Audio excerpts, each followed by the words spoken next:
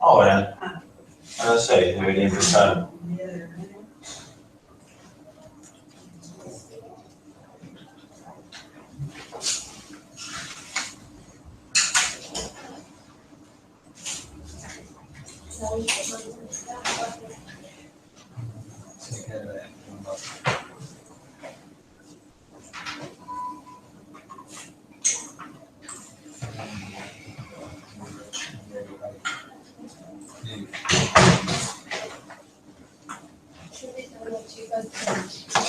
Vamos a hablar también.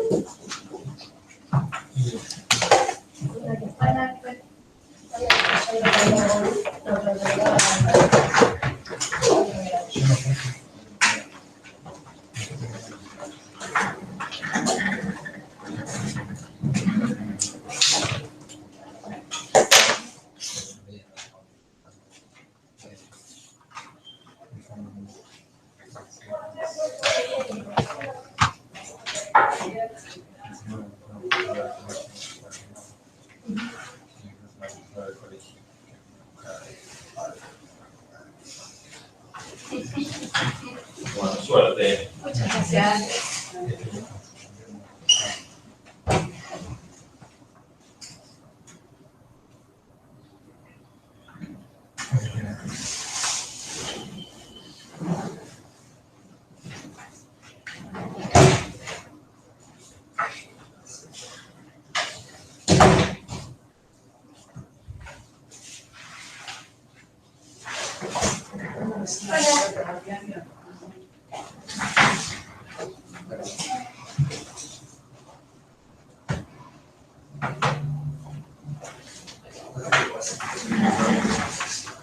Pasamos a la siguiente. Ya no entendí eso. Que se queda por el lado. Sí. ¿Quieren incluir eso encima? Todo el saltado. Sí. De todos los colores, leer las cosas todos. Los más que Era no sé, sí. Este es como un suplementario. Tiene más. Se ve que hay de interesante. sí, yo creo que mecánico. Sí. Igual es que siempre termino haciendo todo. Es interesante. Sí, no. Pero sí, lo voy a No. Excelente. Sí. Eso es indudable. Sí. Pero definitivamente tendría que ir para explicar. Son todas estas ciudades vinculadas a la miseria de tierra. No, porque yo no. Ah, sí. Antes sí. Me parece por ahí también de Zaffaroni, por ejemplo, que tiene que ver ahora. Es solo penal.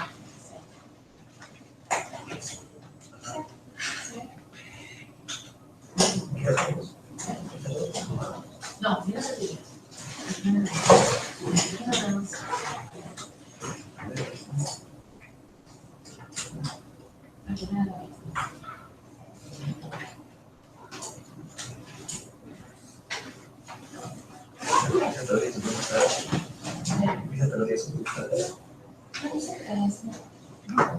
Sí, no,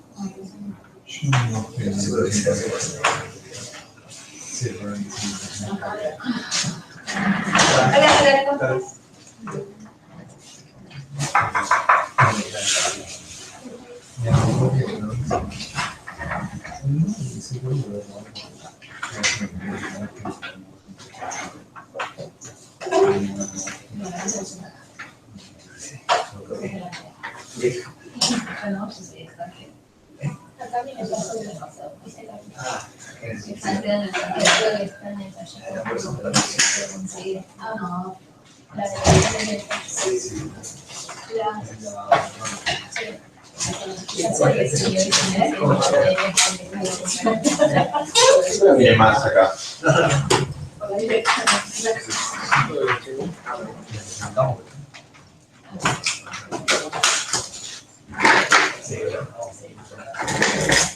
5 minutos y empezamos.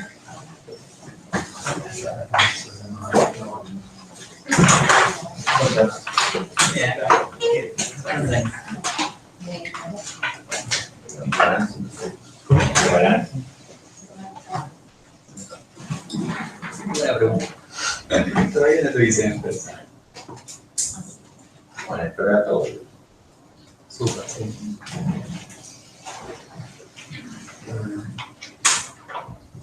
Sí, algunas cosas buenas, sí, pero...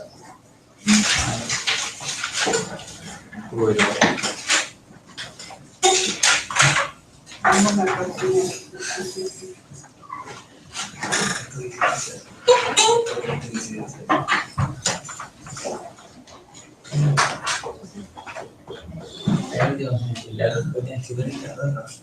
Estábamos celebrando la experiencia de los gays.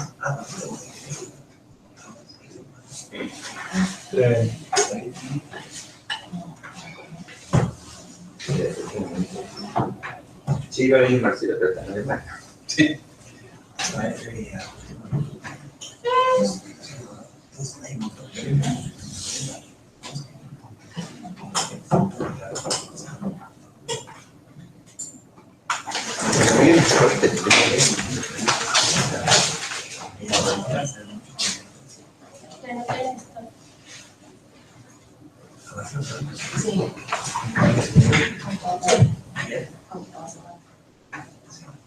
Soy súper impaciente.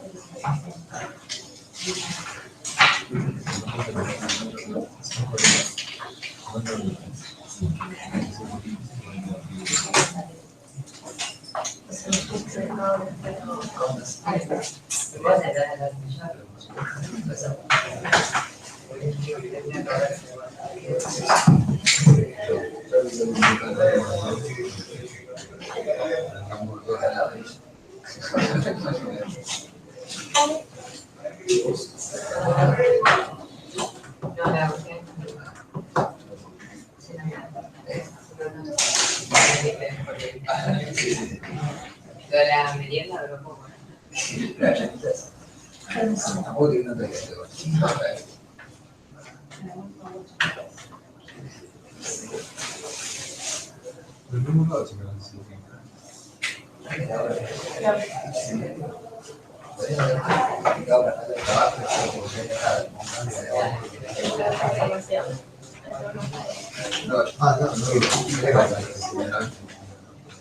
Vengan para este lado.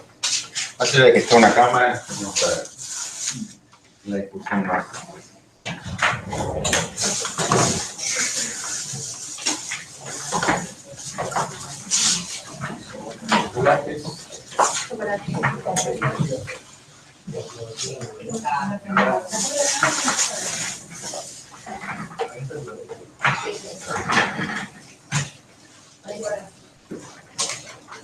Bueno, la idea de hoy era discutir en torno a un texto de Anna Lerner. Yo quería poner, como siempre, un poco en contexto la lectura del texto. Anna es una profesora de la Universidad de Tel Aviv. Este año estaba como visiting en Estados Unidos, estuvo en Princeton, estuvo, bueno, circulando por varias universidades norteamericanas. Entiendo que hizo su doctorado en ciencia política en Columbia, aunque ella tiene grados en filosofía e historia. Y tiene 3 libros importantes. Uno es sobre derechos laborales, que es una edición, y después tiene 2 libros, uno propio y otro que edita, sobre lo que yo creo que es su tema, en donde ha hecho, me parece a mí, un gran aporte, que es el constitucionalismo en sociedades divididas. Ella es de Israel, y entonces muestra un enorme conocimiento de las tuercas y tornillos del constitucionalismo en Israel y en otros países de Medio Oriente, pero hay sobre todo otros 2 casos. Bueno, acá en el texto se ven varios otros, pero India y el caso de Irlanda también tienen un rol prominente en su principal libro, que es Constitutions in Divided Societies, in Divided Societies, de contextos. Yo la conocí hace un par de años, pero la volví a ver este año en un seminario que organizaba esta sobre constituciones y convenciones constituyentes, y la verdad es que ella tiene una posición muy fuerte y al mismo tiempo muy diferente de la que yo mismo sostengo. En ese sentido, en el seminario era como bastante notable porque digamos, por azar, pero aparecíamos teniendo posiciones más bien opuestas sobre el mismo tema. Entonces, presento un poquito lo que yo creo que son algunas de sus ideas básicas, que también aparecen en este texto, y luego comento un poco el contraste con digamos, visiones alternativas, también está la mía. Pero eso, me parece muy interesante porque tiene algo importante para decir, que además para mí es muy contraintuitivo, pero bueno, tiene muy buena apoyatura. Por supuesto, parte de lo que ella va a hacer es descriptivo, pero abiertamente, digamos, tiene pretensiones normativas su trabajo. Primero eso, que está enfocado en sociedades profundamente divididas por cuestiones que tienen que ver con temas relacionados con la identidad del país, la religión, la lengua, la etnia. Pero ahí hay un pequeño tema sobre el cual por ahora simplemente pongo un asterisco, digamos, si es, ¿qué quiere decir esto de deeply divided societies? Y no me parece absolutamente obvio. En particular, y esto va a ser importante para el contraste que yo voy a querer hacer después,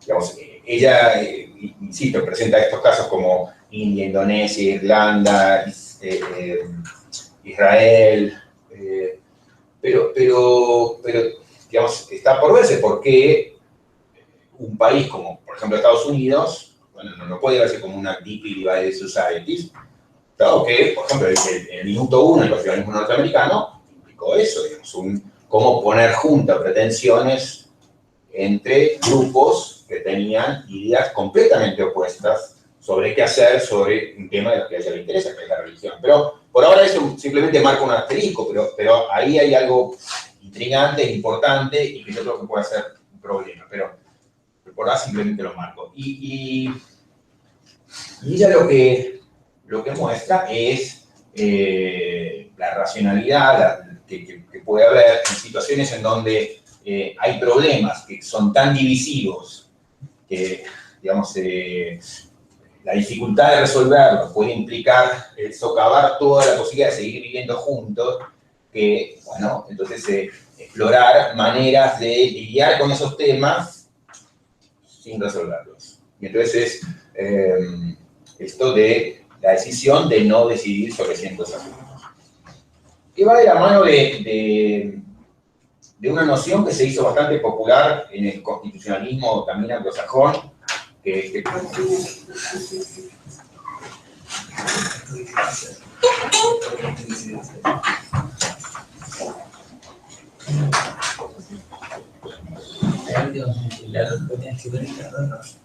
estábamos celebrando la experiencia de Buenos Aires.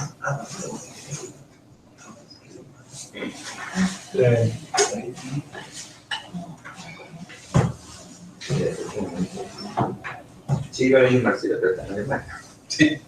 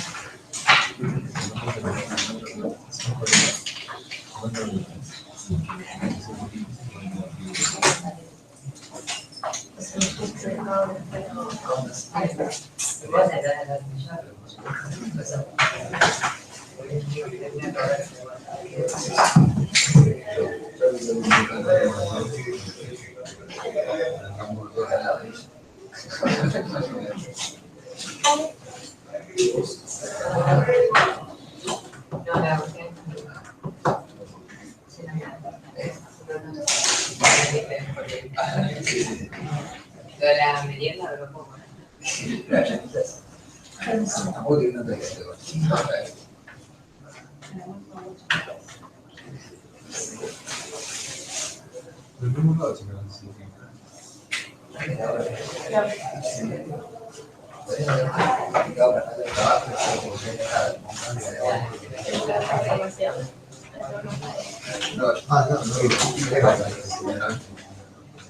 Vengan para este lado.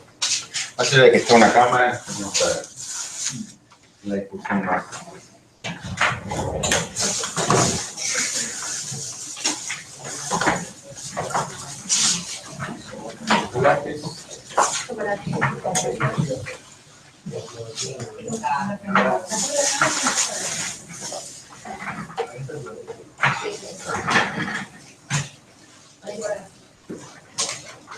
Bueno, la idea de hoy era discutir en torno a un texto de Hannah Lerner. Yo quería poner, como siempre, un poco en contexto la lectura del texto. Hannah Lerner es una profesora de la Universidad de Tel Aviv. Este año estaba como visiting en Estados Unidos, estuvo en Princeton, estuvo, bueno, circulando por varias universidades norteamericanas. Entiendo que hizo su doctorado en ciencia política en Columbia, aunque ella tiene grados en filosofía e historia. Y tiene 3 libros importantes. Uno es sobre derechos laborales, que es una edición, y después tiene 2 libros, uno propio y otro que edita sobre, porque yo creo que es su tema, en donde ha hecho, me parece a mí, un gran aporte, que es el constitucionalismo en sociedades divididas. Ella es de Israel, y entonces muestra un enorme conocimiento de las tuercas y tornillos del constitucionalismo en Israel y en otros países de Medio Oriente, pero hay sobre todo otros 2 casos. Bueno, acá en el texto se ven varios otros, pero India y el caso de Irlanda también tienen un rol prominente en su principal libro, que es Constitutions in Divided Societies, in Deeply Divided Societies, in the Context of Deeply Divided Societies. Yo la conocí hace un par de años, pero la volví a ver este año en un seminario que organizaba Esther sobre constituciones y convenciones constituyentes, y la verdad es que ella tiene una posición muy fuerte y al mismo tiempo muy diferente de la que yo mismo sostengo. En ese sentido, en el seminario era como bastante notable porque digamos, por azar, pero aparecíamos teniendo posiciones más bien opuestas sobre el mismo tema. Entonces, presento un poquito lo que yo creo que son algunas de sus ideas básicas que también aparecen en este texto, y luego comento un poco el contraste con digamos, visiones alternativas, que también está la mía. Pero eso, me parece muy interesante porque tiene algo importante para decir, que además para mí es muy contraintuitivo, pero bueno, tiene muy buena apoyatura. Por supuesto, parte de lo que ella va a hacer es descriptivo, pero abiertamente, digamos, tiene pretensiones normativas su trabajo. Primero eso, que está enfocado en sociedades profundamente divididas por cuestiones que tienen que ver con temas relacionados con la identidad del país, la religión, la lengua, la etnia. Pero ahí hay un pequeño tema sobre el cual por ahora simplemente pongo un asterisco, digamos, que es qué quiere decir esto de Deeply Divided Societies, y no me parece absolutamente obvio. En particular, y esto va a ser importante para el contraste que vamos a hacer, o que yo voy a querer hacer después, digamos, ella, insisto, presenta estos casos como India, Indonesia, Irlanda, Israel, pero, digamos, está por verse por qué un país como, por ejemplo, Estados Unidos, bueno, no puede verse como una Deeply Divided Societies, dado que, por ejemplo, el minuto 1 del constitucionalismo norteamericano implicó eso, digamos, cómo poner juntas pretensiones entre grupos que tenían ideas completamente opuestas sobre qué hacer sobre un tema de lo que a ella le interesa, que es la religión. Pero por ahora eso simplemente marca un asterisco, pero ahí hay algo intrigante, importante, y que yo creo que puede ser un problema. Pero por ahora simplemente lo marco. Y ella lo que muestra es la racionalidad que puede haber en situaciones en donde hay problemas que son tan divisivos que, digamos, la dificultad de resolverlos puede implicar socavar toda la posibilidad de seguir viviendo juntos, que, bueno, entonces explorar maneras de lidiar con esos temas sin resolverlos. Y entonces esto de la decisión de no decidir sobre ciertos asuntos. Que va de la mano de una noción que se hizo bastante popular en el constitucionalismo también anglosajón, que por ejemplo, un autor que aquí hemos visto muchas veces, que es Cass Sunstein, presentó como Leaving Things Undecided, ¿no? Dejando las cosas sin decidir, la racionalidad de no decidir, que en el derecho anglosajón, norteamericano en particular, tiene una larga tradición y que por lo menos encuentra un gran antecedente en un trabajo que he citado siempre también por Sunstein, que es el trabajo de Sunstein, y Leaving Things Undecided, y o sea, hay un montón de escritos de él sobre el tema, pero luego está lo que él llama, digamos, constitucionalismo minimalista. Pero, insisto, creo que hay un gran antecedente de este tipo de visión, que es en Alexander Bickel, que es un autor que participa muy decisivamente en todas las discusiones sobre la cuestión judicial, y que hablaba sobre las virtudes pasivas del Poder Judicial que tienen que ver con esto de no decidir, digamos, dejar pasar ciertas cosas, de no pronunciarse sobre ciertas cosas, con la estrategia esta de Leaving Things Undecided, que, digamos, como lo encararía Sunstein, eso implicaba como el respeto, la deferencia a una sociedad que va armando consensos de a poco, o a la política, que es la que va a decidir finalmente sobre tales asuntos. En el caso de Lerner, ella lo que ve, en parte, insisto, de modo descriptivo, en parte, digamos, prospectivamente, es que,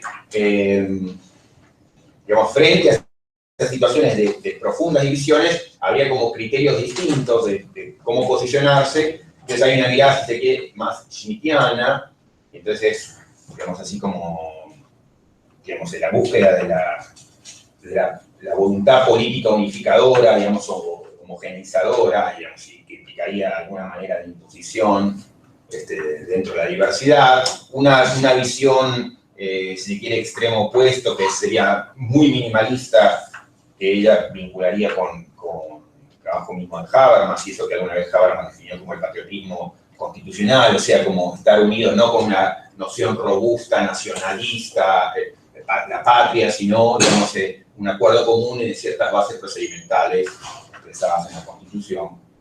Y ella lo que hace es explorar ese territorio en un área que encuentra vacía o no tematizada debidamente, y es lo que ella llama el espacio del incrementalismo.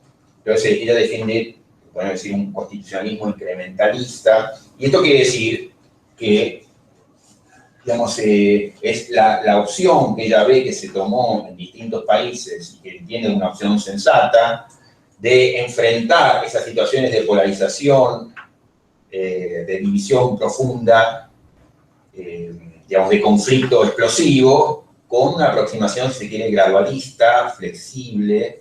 Y entonces ella muestra cómo, en estos distintos casos, que son un poco el corazón de su libro, en lo que ella llama la caja de herramientas del incrementalismo, se exploraron soluciones tales como podríamos llamar la estrategia de la evitación, que en algunos casos, como el de Israel, implicó el no dictado de constitución, o sea, una opción constitucional es no dictar una constitución. Otra puede ser la de la ambivalencia, la ambigüedad. Entonces esto, digamos, si en India aparentemente hubo casos al respecto, digamos, entonces la dificultad de ver cómo se resuelven temas muy conflictivos y bueno, entonces poner cláusulas en la Constitución que son ambiguas y que lo que hacen es deferir hacia el futuro y hacia los órganos legislativos, a la discusión futura, política, digamos, la resolución de problemas que hoy sabemos que no podemos resolver. Ahí ella, y en el texto ese que ustedes tenían, digamos, vuelve un poco sobre ese tema, dice, bueno, para algunos esto implica disolver lo que nosotros vimos cuando empezamos con aquel texto de Ackerman, entre, digamos, el momento alto del constitucionalismo, el momento, si quiere, bajo, entonces, porque uno puede decir, no, todos los temas importantes tienen que ser resueltos en ese momento fundacional, y ella no, está diciendo, digamos, muchos de esos problemas fundamentales, bueno, es sensato, es razonable, digamos, como tirarlo para adelante, cuando uno ve que digamos, abordar ese tipo de problemas lo que hace es generar una explosión social o implica que no vamos a acordar en cosas importantes, entonces es deferir, dejar ese problema para la política y entonces establecemos un marco, pero que ese tipo de problemas sean atendidos a su debido tiempo cuando la sociedad esté suficientemente madura y los retomará. Inclusive, y este para mí es un poco el tema que era más irritante, como entre comillas, digamos, la idea de incluir cláusulas contradictorias en la Constitución como modo de eso, calmar los ánimos de grupos enfrentados y hacer concesiones a esas distintas partes. Entonces, ella entiende que cuando la identidad de la sociedad misma está en crisis, bueno, a lo mejor una sociedad segmentada y compleja, bueno, no está mal que tenga una constitución segmentada y compleja que, digamos, lo que hace es, bueno, expresa esa dificultad que existe socialmente y no quiere resolver en el minuto uno, digamos, los problemas que a lo mejor abordarlos podrían generar eso, como ahondar divisiones, hacer imposible otro tipo de acuerdos, etc. Ahí yo creo que hay alguna de las claves y me gustaría ejemplificar eso con algunos casos en América Latina y decir por qué yo veo problemas con esa aproximación. O sea, por qué esa es una mirada rica e interesante y sin duda descriptiva de cosas que han pasado, pero por qué, digamos, a mí me generaban, como a otros les han podido generar, problemas. Yo creo que efectivamente estrategias de ese tipo han sido muy comunes en América Latina. Y yo creo que parte de la desgracia constitucional que desde el momento fundacional vive América Latina tiene que ver con 200.000 cosas, seguramente la más importante tiene que ver con cosas que van más allá del derecho, pero también el derecho es parte responsable o culpable de esas desgracias en términos de inestabilidad, en términos, digamos, de enfrentamientos que van reapareciendo. Y tiene que ver con ese tipo de estrategias institucionales y constitucionales. O sea que yo creo que en América Latina se ratifica un tipo de estrategias que ella ha explorado en otros ámbitos, en Europa o en el Medio Oriente, y que para mí ratifican lo que era esperable, que era la creación de problemas graves. Por supuesto, en un punto, digamos, la mirada de ella y lo que yo podía defender, no hay conflicto en el sentido de que, bueno, a veces las sociedades hacen lo que pueden y ya está, y no tenemos nada que decir. Pero yo creo que como, pensando esto como criterio, creo que hay bastante más para decir. Y ejemplifico un poco y muestro algunos problemas. Alguna vez a mí me interesó abordar exactamente las mismas cuestiones para América Latina y yo distinguía entre lo que llamaba estrategias de acumulación y de síntesis. Lo que ella llama como estas vías de la avoidance, deferral, ambivalence, etc., contradictions, digamos, yo lo veía como estrategia de acumulación. Para decirlo así brutalmente, poner todo junto en la Constitución, incluir cláusulas contradictorias y darle victoria a todos los grupos, o sea, todos a la final, todos ganan. Y yo creo que eso forma parte de los problemas. Primero lo ilustro y después comento un poco el tema de los problemas, por qué hay estrategias diferentes que me parece que son siempre explorables. Pensemos justamente la cuestión clave para ella, que es la cuestión de la religión. América Latina exploró muy habitualmente esa estrategia que yo llamo la acumulación. La Constitución argentina es, hasta lo patético, hasta la vergüenza, una muestra de esa, poner todo junto, artículo 2, un estatus especial para la religión católica, artículo 14, tolerancia religiosa. Esto es, en Argentina, como en otros países, hubo enfrentamiento entre grupos con visiones opuestas sobre cuestiones identitarias fundamentales, o sea, otra vez, no sé por qué Argentina no podría ser una deeply divided society. O sea, en la época fundacional argentina, los partidarios de Rosas llevaban la bandera religión o muerte. O sea, si eso no es una deeply divided society, entonces, bueno, y ese conflicto dividió radicalmente a liberales y conservadores de modo tal que durante décadas se mataron unos a otros, entre otras cosas, muy centralmente por la cuestión de cómo tratar el tema religioso, y llegando a la Convención Constituyente, optan por este tipo de solución que yo llamaría acumulativa.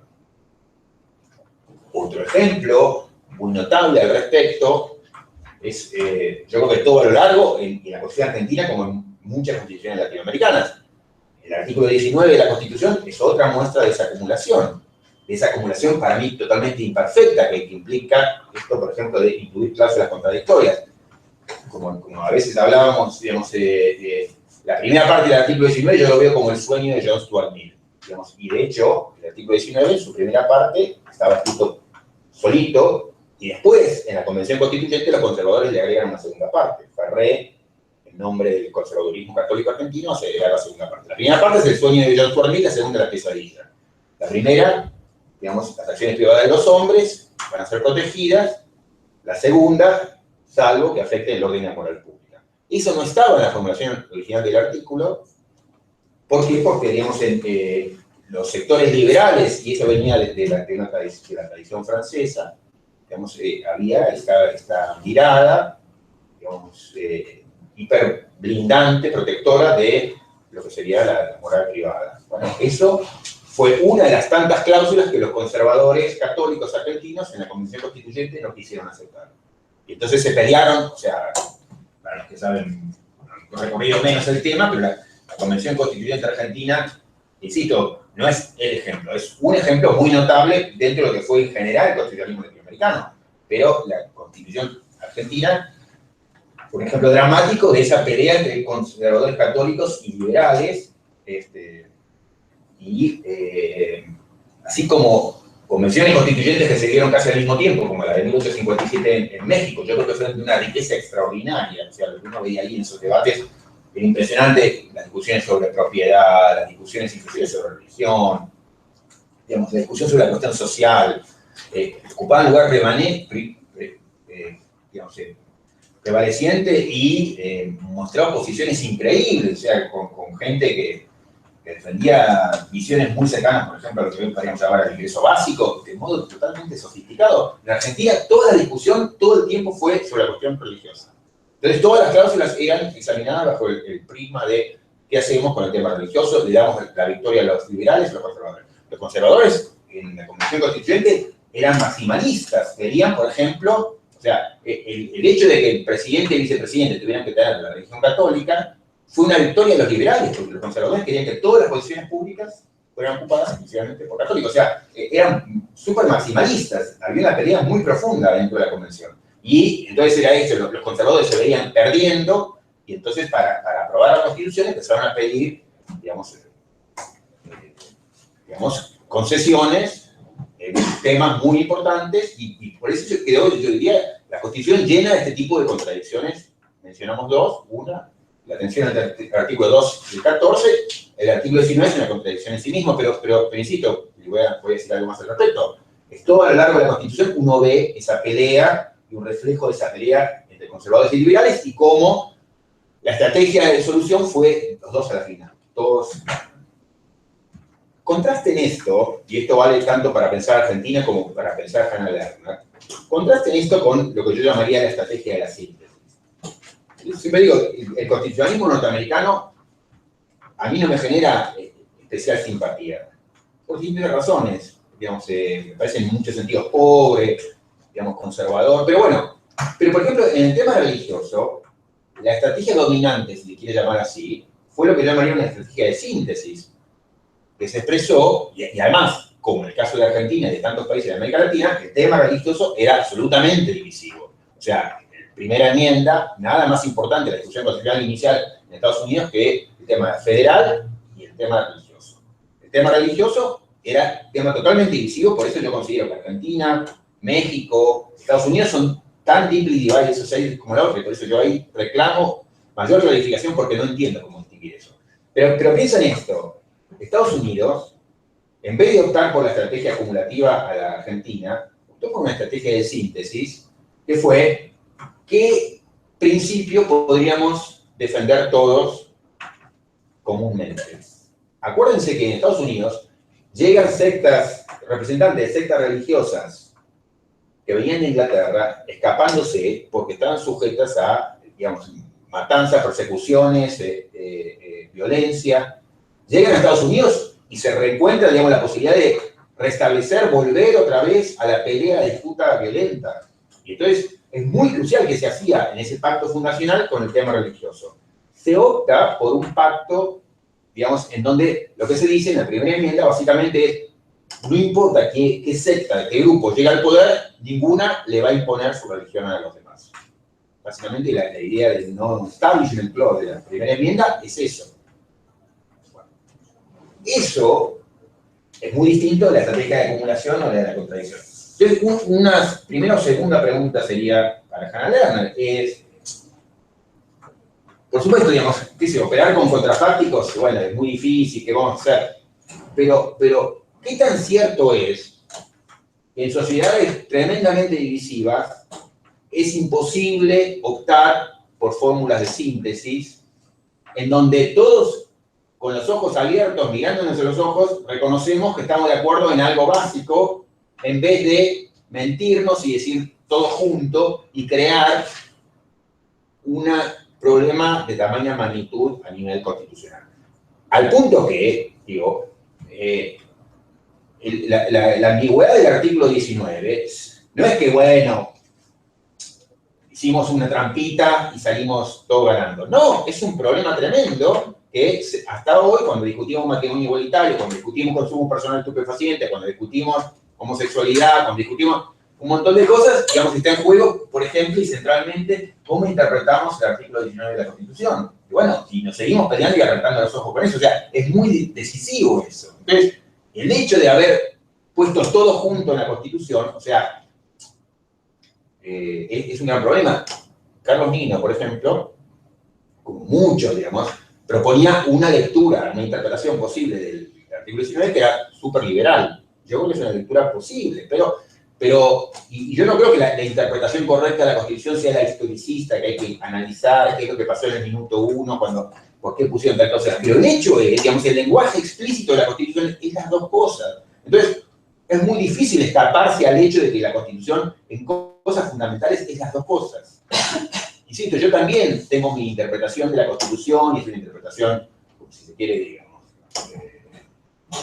de avanzada, digamos, liberal en este sentido, pero hay una dificultad enorme que es textual, que es, la Constitución dice las dos cosas. Entonces uno la puede, digamos, Nino decía no, porque el punto y coma, ¿cómo tiene que interpretarse? Bueno, pero hay que empezar a hacer ese trabajo, que yo creo que no es la manera que a mí me parece atractiva de hacer interpretación constitucional, cuando uno tiene que empezar a dar tanta vuelta frente a este hecho desgraciado que es, uno tiene un texto así. Entonces, ¿qué se hace con ese texto así? Entonces, el planteo es, por un lado, la estrategia esa del deferral, del tirar para adelante, por ejemplo, o sea, hay varias, y ella explora. Israel fue la de la avoidance, India fue más, digamos, del tirar para adelante, o la ambigüedad, etc.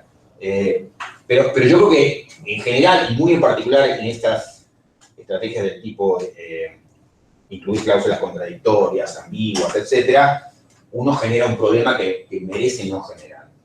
Y también eso, aun cuando sea muy difícil lidiar con contrafácticos, es necesario pasar por ahí, es necesario tener que hacer esto. No es que había alternativas a mano, o sea, es que los norteamericanos eran unos genios cuando encontraron este principio. Yo entiendo, digamos, que seguro que los constituyentes en América Latina hicieron lo mejor, pero también es cierto que al mismo tiempo hicieron cosas distintas.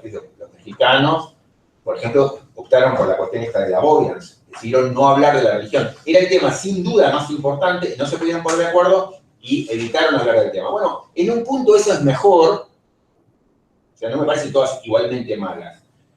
Me parece especialmente mala el tipo de estrategia esa acumulativa de todos juntos. Entonces, ese sería un segundo punto de problema que yo tengo con ella. Menciono un par más y voy terminando. Un tercer problema es este, que es, bueno, retomando cosas que también dice Sunstein, ¿no? Que para ella también es fuente.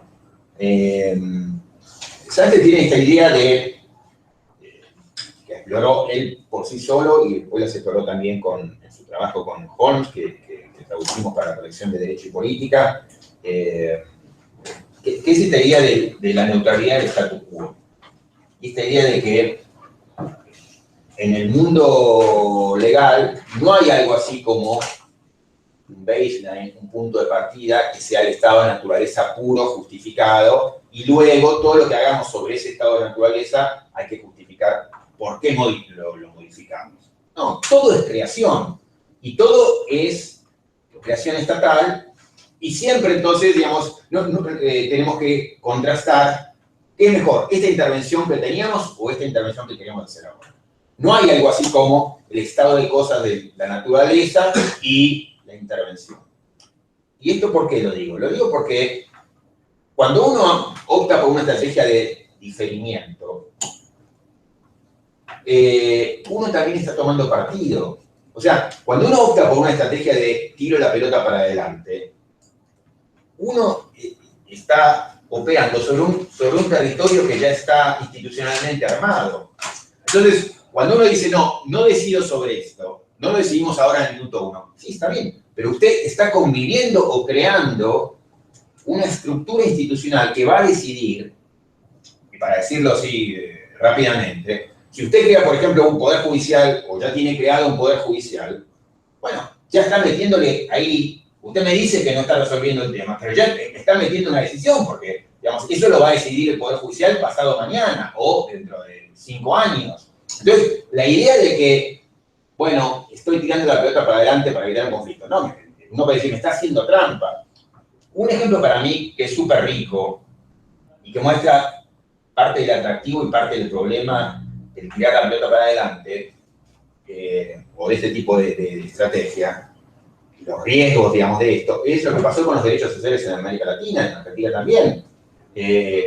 Cuando usted pone derechos sociales en la Constitución, uno puede decir, bueno, no solamente está haciendo eso, sino que los está montando sobre una determinada estructura institucional que no es neutral respecto de lo que usted está haciendo. Lo que pasó con los derechos sociales en toda América Latina, que es que durante más de 40 años los poderes judiciales en todo el mundo y también en América Latina se negaron a considerarlos como de igual categoría a los derechos sociales. Bueno, no es un resultado azaroso. Por lo que quiero decir es, uno no opera sobre el vacío institucional.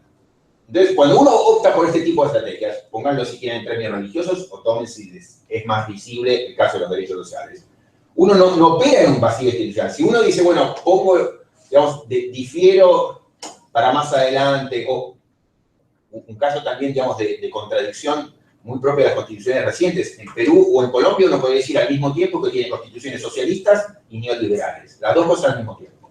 Hay un montón de cláusulas en ambas constituciones que nos permiten decir que estas son constituciones socialistas y que nos permiten decir que son constituciones neoliberales. Bueno, cuando uno hace eso, yo por ejemplo discutía más de una vez con colegas muy ilustrados en Colombia, me decían, bueno, no, esto está muy bien, digamos, en cada momento se verá que se privilegia. No, usted está, por un lado, metiéndose en un problema. En un punto uno es deshonesto con la ciudadanía. Pero lo más grave de todo es que no es cierto lo que me dice, que esto está montado sobre, bueno, se verá en la política si van por acá o por acá. No, esto está montado sobre una estructura institucional que tiende a privilegiar cierto tipo de resultados. O sea, entonces usted ya le metió adentro de la Constitución un modo de resolver esos conflictos que también tiene su sesgo, que a uno le puede gustar más o menos, pero entonces están pasando más cosas. Y digo esto, y esto, digamos, también dialoga con lo que dice Lerner, porque ella concentra, digamos, y en todo caso defiende estas estrategias de diferimiento, contradicción, ambigüedad, etcétera, lo que ellos llaman las cláusulas identitarias, y esas tienen que ver sobre todo con lo que sería, digamos así, más, lo que aparece más en la parte de los derechos. Ella entiende que hay una estructura de decisión que eso es menos difícil arreglar en eso. Es más complicado, seguramente ya tienen, sobre todo casos como Israel e India en la cabeza, es más complicado decidir qué se hace con el tema religioso, con el tema de la lengua. En cambio, sobre lo otro, bueno, es más fácil acordar. Bueno, yo creo que América Latina son buenos casos en donde muestran que el conflicto, digamos, de esta contradicción, no es un conflicto que tiende a darse solamente en el ámbito de los derechos o las cuestiones identitarias puramente o más explícitas, sino también en el otro. Entonces, un ejemplo tremendo, y las cosas que yo he escrito al respecto, es el ejemplo más importante de lo que aparece en mi libro sobre el tema, es la contradicción que se da dentro de la parte orgánica de la Constitución entre, digamos, dentro de un sistema que le quiso dar la razón al mismo tiempo conservadores y liberales. Nuestros sistemas institucionales no es que solamente la parte de los derechos hicieran lo que vimos, que es, por ejemplo, religión y tolerancia religiosa al mismo tiempo, y todos ganan, cuando en realidad todos pierden. Sino que también, y yo diría más gravemente, y más tremendamente, y más trágicamente, combinaron, por ejemplo, lo que querían los liberales en materia de organización del poder, esto es, en su momento, un modelo a la norteamericana, esto es un checks and balances, y lo que querían los conservadores, esto es un modelo a la chilena de superpresidente, de presidente superfuerte. ¿Y qué hicieron? Las dos cosas al mismo tiempo. Y ahí tal vez es el máximo ejemplo de la desgracia. Porque buena parte, yo creo que de la inestabilidad política argentina y latinoamericana tiene que ver con esa opción enloquecida. Digamos. Si Madison se encontraba con Alberti o con cualquiera de los padres fundadores de América Latina, diría, están haciendo una locura, porque la lógica del sistema de checks and balances es que todos tienen poderes equivalentes. Si usted le pone dentro de ese checks and balances una de las ramas de poder con un garrote infinito, con una ametralladora, desbalanceó todo el sistema, rompió la lógica del sistema. Entonces no es simplemente ganamos todos. Y digo, este es un problema adicional porque ya insisto, está pensando sobre todo en que ese conflicto se da en la parte de los derechos. No, pero esos conflictos seguro que van a tener repercusión también en la parte de los... Digamos, hay que ver, en todo caso, identificarse eso. Y en la América Latina ha sido muy claro. Y eso es parte central de la tragedia institucional latinoamericana. Que esa estrategia acumulativa de todos juntos y de todos ganan, le damos la victoria a los conservadores que tienen el rey y a los liberales que tienen el sistema de equilibrios, bueno, en realidad es una toma de partidos muy complicada, digamos, que promete grandes dificultades futuras. Entonces, yo creo que, insisto, parte de la inestabilidad se explica por mil razones económicas, desigualdad, etcétera, pero también por un mal diseño constitucional. Yo creo que han sido pésimas opciones institucionales. Entonces, eso. Nada, en un punto no hay discusión, en el sentido de que, bueno, los países harán lo que puedan. Ella, en todo caso, lo que quiere decir es, ojo que acá hay alguna riqueza. Si es simplemente eso, estamos todos bien y no hay problema. Me parece que hay más que eso. Ella ve, digamos, virtud ahí y como, digamos, una base para montar una teoría sobre diseño constitucional y sobre racionalidad en términos de diseño constitucional. Y lo que a mí me interesa decir, y me parece que los ejemplos latinoamericanos ayudan a decir, y yo no conozco lo suficiente de los otros ejemplos como para decir, eso también seguro que está pasando allá, pero en América Latina diría, es muy claro. Primero, que acá también hubo deeply divided societies, o hay, y eso se reflejó en diseños constitucionales, y parte de esas estrategias que ella recomendaría, yo creo que son parte, digamos, del tipo de desgracias institucionales con las que todavía hoy seguimos conviviendo. Entonces, eso, entonces quise poner sobre la mesa un poco y dar un poquito de marco del texto de hoy, y ponerlo en diálogo con una visión como la mía, que era muy directamente crítica, pero no solamente la mía, porque es eso, es mirar el mismo tema con ópticas muy distintas. Y a mí me genera, por eso también lo quería discutir acá, porque me genera perplejidad, me genera mucho interés, lo que gente como ya dice, me parece que también, o sea, hay un análisis ahí muy bien fundado empíricamente. Bueno, nada, quería que pensáramos un poco colectivamente sobre el tema, y como siempre, digamos, usar el seminario como excusa para traer algún autor, autora, o textos, libros, digamos, que creo que merecen ser leídos, ¿no? Me parece que ella es de la gente que está pensando de modo interesante en este tipo de temas, ¿no? Yo creo que ya es una súper referencia, aunque es súper joven, en la materia. Así que bueno, yo...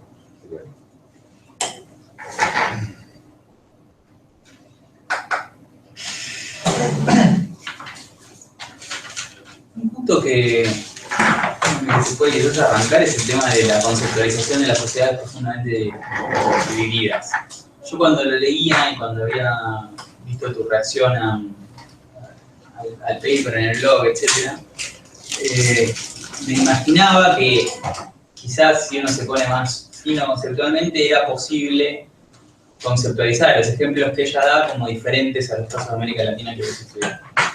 La verdad que ahora con tu exposición me persuade bastante de que si uno lo mira de otra manera, las sociedades acá también estaban profundamente divididas. Me pregunto si en búsqueda de esa posibilidad de distinguir conceptualmente los dos casos, o de tratar de generar un concepto fuerte de sociedades profundamente divididas, que ella utiliza, la dimensión temporal puede tener algún tipo de validez, que ella se ocupa de casos modernos, cercanos. Cuando los procesos constituyentes de América Latina, quizás a nivel social, a nivel de composición e integración social, la división no era tan profunda. Estoy pensando en voz alta, pero... No, a ver, digamos, yo también creo que ahí hay algo muy importante, y me interesaría como eso, hacer un esfuerzo por nada, no por partirle el muñeco de paja y decir, chao, sino, no, creo que ahí hay algo importante, pero me parece que también hay un problema. Entonces, si la idea es, no, estoy hablando de casos como estos, pongamos India y Israel, yo creo que son los más claros. ¿Sí? Irlanda se lo han discutido bastante, pero digamos, también lo aceptan, pero me parece que eso, India y Israel son sus mejores casos. Bueno, ¿en qué sentido? Y es una pregunta que podemos detenernos un poquito entre todos. ¿En qué sentido ahí podemos hablar de una división profunda y especial que no vemos en el caso de América Latina o Estados Unidos? O, un poco la reformulación que vos hacés, el hecho de estar hablando más de mediados del siglo XX y no de comienzo del siglo XIX o fines del siglo XVIII, como en Estados Unidos, hace diferencia. La dimensión temporal está, y para ello es fundamental, sí. Ahora, a ver, digamos, a mí me persuade mucho las imágenes o lo que yo conozco históricamente de Estados Unidos o de Argentina, para tomar dos casos, o sea, eso, religión o muerte, o en Estados Unidos, digamos, las matanzas en la época, digamos, fundacional, o el tema, digamos, lo gravísimo que era, o sea, estaban todos los líderes atravesados por esa cuestión de la religión. ¿Qué hacemos con eso? O sea, los escritos más importantes de Madison, Jefferson, todos hablan, digamos, pasan todos por ahí. ¿En qué sentido esas no eran sociedades profundamente divididas? Y además esta cosa de que, y uno en América Latina lo ve, al mismo tiempo, sociedades muy marcadas, México, recontra, súper remil dividida por la cuestión religiosa. Bueno, y se tomaron distintas soluciones. Con lo que quiero decir es, había cierto margen de maniobra. Yo lo digo también para decir, el no haber tomado una solución de síntesis a la norteamericana es que no se pudo encontrar, que no hubo manera alternativa. También es entrar en un contrafáctico difícil. O en el mismo momento se estaban dando distintas cosas, qué sé yo, y no era que el problema era menor o que eran más civilizados en Estados Unidos. No sé, eso, quiero tomarme en la mejor versión posible lo de ella, pero no sé cuánta diferencia hay con los datos históricos. No, a mí una de las cosas, digamos, que La primera pregunta que me plantea esto es, bueno, ¿por qué tienen que estar juntas si están divididas? ¿No? Porque esa es la perplejidad en realidad. Si están tan profundamente divididas, ¿por qué cada una de esas divisiones no se va por su propio lado, ¿no? Lo que esto te lleva entonces en alguna reflexión acerca, bueno, digamos, cuál es la estructura de poder existente en el momento que se está discutiendo esta cosa, ¿no? Y entonces, digamos, quizás parte de este tipo de divisiones, digamos, tiene que tener también, digamos, un paralelo geográfico, uno podría decir, ¿no?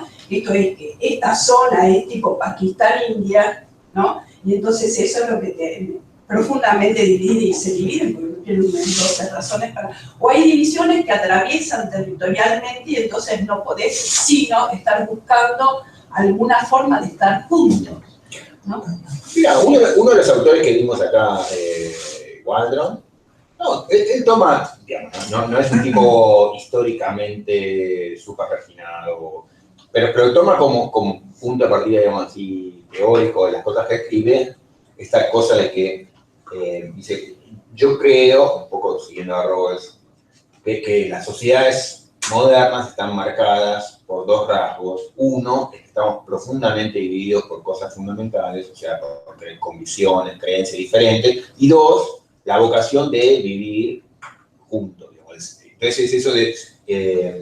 y entonces uno puede decir, bueno, qué sé yo, en Israel o en India, pongamos, tenemos divisiones lingüísticas, religiosas y demás, pero nos sentimos parte de este territorio, sentimos que somos, que hay algo, digamos, común en todos nosotros, y bueno, y es más, vemos que hay margen para sentarse a dialogar, pero al mismo tiempo con tremendas dificultades, y entonces nos preguntamos cómo hacer, cómo lidiar con esas tremendas dificultades. O sea, qué sé yo, pensá en el caso argentino también, lidiar, o sea, y hay una pregunta que no sé de qué naturaleza, pero ¿qué explica que liberales y conservadores en Argentina, como en toda América Latina, más o menos al mismo tiempo, durante 30 años se masacraron unos con otros, pero en determinado momento, digamos, se sentaron juntos y decían, bueno, vamos a vivir juntos?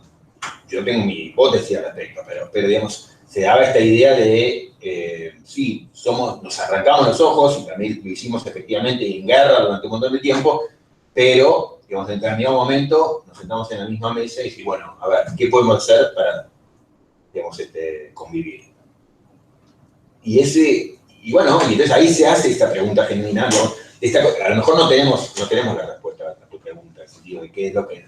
O sea, ¿por qué en vez de dividirnos si queremos estar en el mismo territorio o pactar algo juntos? Pero bueno, el hecho se dio así, y entonces ahí aparece esta cuestión de, ¿y qué hacemos entonces?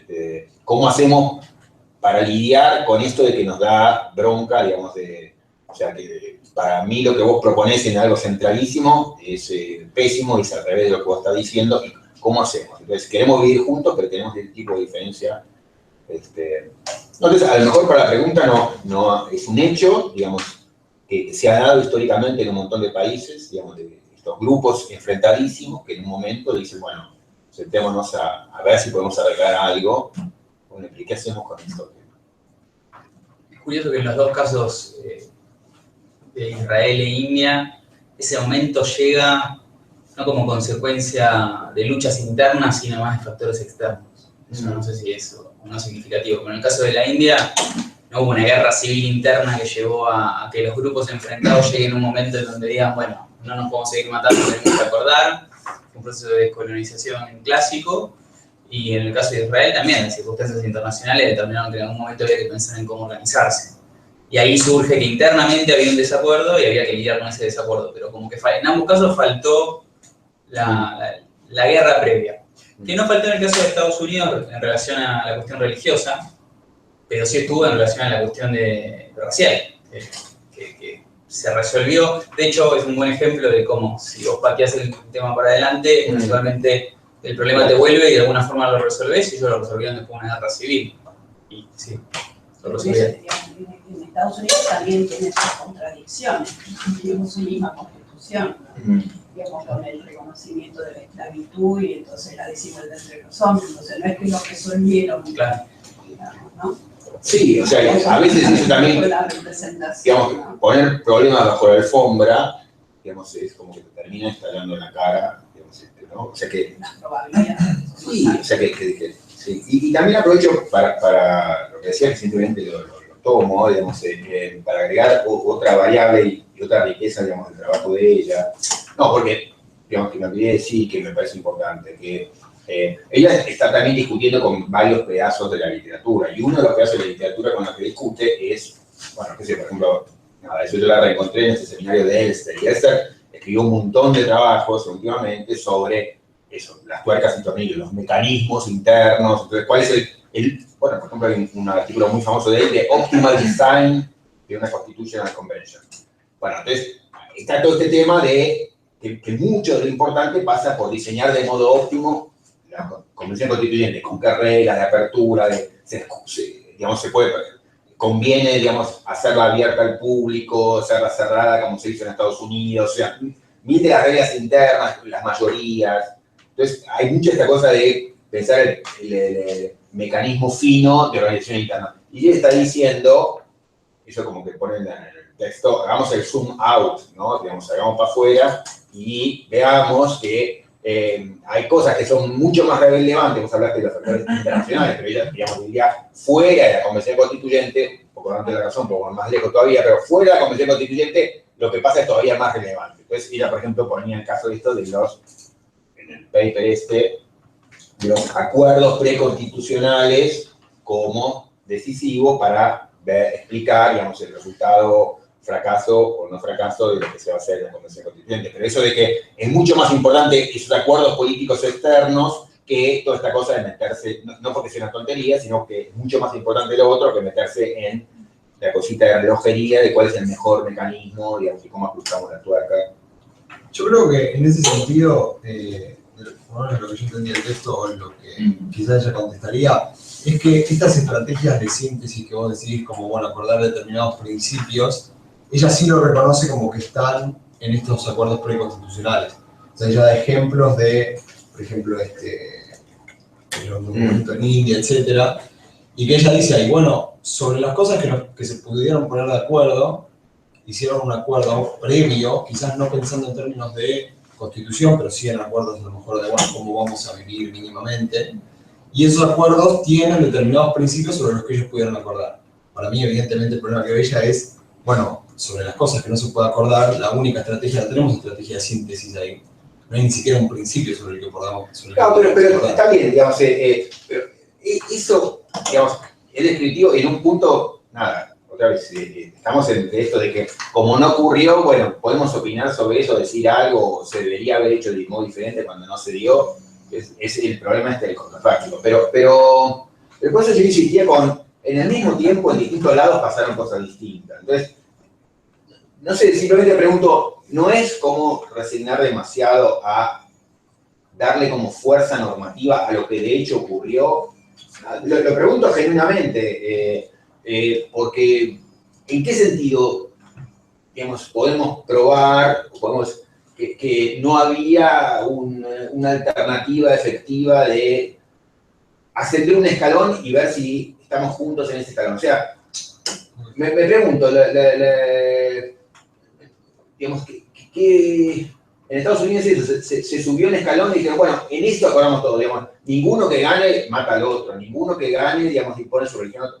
Bueno, era un modo, digamos, me parece una estrategia que, nada, la lamentaría si no simplemente eso lo explica con, bueno, no, eso es porque el caso de los Estados Unidos era muy peculiar, tan peculiar, o sea, en Argentina no se podía ver, para ponerlo en un caso que a lo mejor conocemos más, no habría habido fórmulas, digamos, más interesantes que esa de poner todo junto. O sea, yo creo que se arruinó la Constitución, se jorobó la Constitución, pero se nos dificultó la interpretación, pero al mismo tiempo, o sea, qué sé yo, para ponerlo del modo más brutal posible, en Argentina, o sea, estos problemas de súper ambigüedad que se generan con tipo artículo 19, las dos cosas al mismo tiempo. Bueno, si eso te lo va a resolver una estructura de jueces conservadores católicos, y bueno, también... O sea, ¿en qué sentido me está diciendo, bueno, vamos a convivir y se verá, depende de la fuerza del momento, qué cosa gana? Digamos, era un poco también lo que me decían muchos colombianos. bueno, sí, es cierto, somos socialistas y neoliberales al mismo tiempo y se verá, digamos, un poco en el lenguaje de Lerner, digamos, o sea, que políticamente se resolverá con el tiempo. Sí, pero hay una estructura interpretativa que ya está metida ahí adentro, o sea que es más complicado que eso y es menos atractivo que eso que nos está presentando que, bueno, lo referimos a la política. No, está bastante mediado eso, está mediado por una estructura institucional que tiene su sesgo. Entonces, ese tipo de factores que te asustaban antes están metidos dentro del sesgo, digamos. Nada, si la sociología del Poder Judicial nos dice que en toda América Latina la mayoría de los jueces han sido varones, católicos, blancos, bueno, está también metiendo, digamos, de contrabando un modo de decisión. No, digo para problematizar esa solución que ella propone, digamos, de distintos modos. Uno, porque hay un mecanismo metido dentro de la Constitución. Otro, porque no sé si es simplemente hay que dar por obvio o por sentado o aceptar simplemente que, bueno, no, en Argentina no se pudo dar así, por eso no se hizo.